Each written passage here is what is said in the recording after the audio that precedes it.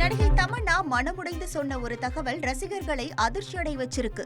சமீபத்துல பேட்டி ஒண்ணுல பேசிய தமன்னா, நான் என் கேரவன்ல இருக்கும்போது எனக்கு பிடிக்காத ஒண்ணு நடந்துச்சுன்னு, அதனால மனசு உடைஞ்சி கண்ணுலாம் குளமாயிடுச்சுன்னு கூறியிருக்கிறாரு. அந்த நேரத்துல ஷூட்டிங்ல இருந்ததால என்னால அந்த இடத்துல அட முடியலனும், என்னோட எண்ணத்தை கட்டுப்படுத்தணும்னு எனக்கு நானே ஆறுதல் கூறி கடினமான நேரத்தை கடந்ததாகவும் சோகத்தை பகிர்ந்திருக்கிறாரு. என்ன நடந்துச்சுன்னு வெளிப்படையா தமன்னா சொல்லலனாலும் அவரோட அன்பர்கள் ஆறுதல் கூறிட்டு இருக்காங்க. செம்ம நடிப்புன்னு மாமன்னன் படத்துல ரசிகர்களை மனசார பாராட்ட வச்ச வடிவேலு அடுத்ததாக கார்த்தியோட இணைய போறதா ஒரு ஹாட் நியூஸ் கோலிவுட்ல சுத்திக்கிட்டு இருக்கு. கோலிவுட்ல மிகச்சிறந்த நடிகர்கள்ல ஒருத்தரான வடிவேலு பெரும்பாலும் காமெடியாவே தமிழ் சினிமா காமிச்சிடுச்சு.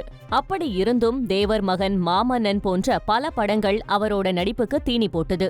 மாமன்னன் படத்திற்கு பிறகு தனக்கு பிடிச்ச கேரக்டரை சூஸ் செய்து நடிச்சு வரும் வடிவேலு அடுத்ததாக டானாகாரன் படத்தின் மூலம் இயக்குனராக அறிமுகமான தமிழ் இயக்கும் படத்துல கார்த்தியோட சேர்ந்து நடிக்க போறதா தகவல் பரவிட்டு இருக்கு.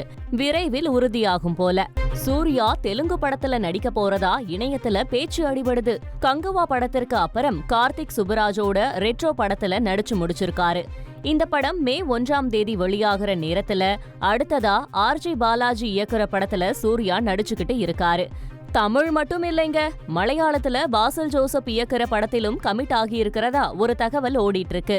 இப்படி டாப் கியர்ல போய்கிட்டு இருக்க சூர்யா நேரடி தெலுங்கு படத்துல நடிக்கவும் பிளான் பண்ணிருக்காராமா. ஏற்கனவே அவருக்கு அங்க ஃபேன்ஸ் அதிகமா இருக்கறனால இந்த முடிவு எடுத்திருக்கலாம்னு சொல்லப்படுது.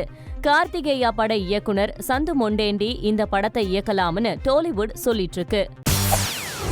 செய்திகளை உடனுக்குடன் தெரிந்து கொள்ள உடனே சப்ஸ்கிரைப் பண்ணுங்க.